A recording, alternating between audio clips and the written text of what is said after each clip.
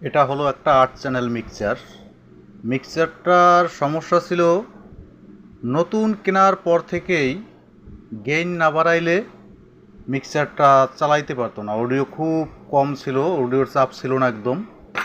Audio mobile থেকে full sound দেওয়ার পরও গেইন না বাড়াইলে সাউন্ড পাইতো না ক্লিয়ার।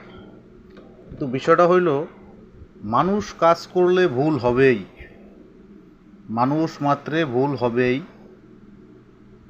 আর ভুল সংশোধন করাটাও খুব একটা কষ্টের বিষয়, টাফ ব্যাপার।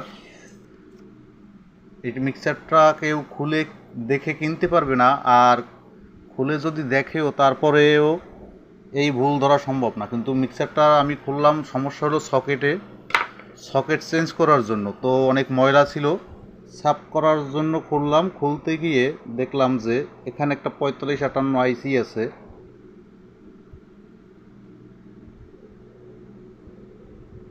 এই যে আইসিটা আছে 4558 আইসি, আইসির এই পিনে আছে নেগেটিভ, এই পিনে আছে অডিও।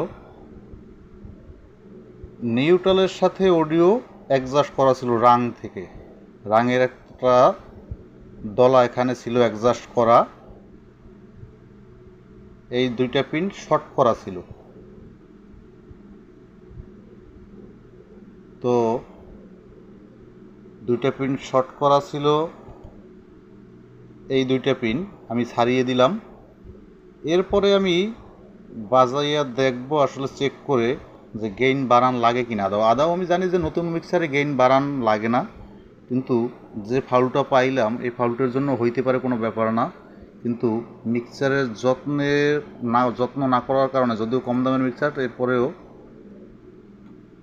পিনগুলো, হ্যাঁ, পিনগুলো কেমন যেন এই যে জ্বলে জ্বলে গেছে। যতটুকু সম্ভব ক্লিয়ার করে পরিষ্কার করে কাজ করে দেওয়ার চেষ্টা করব।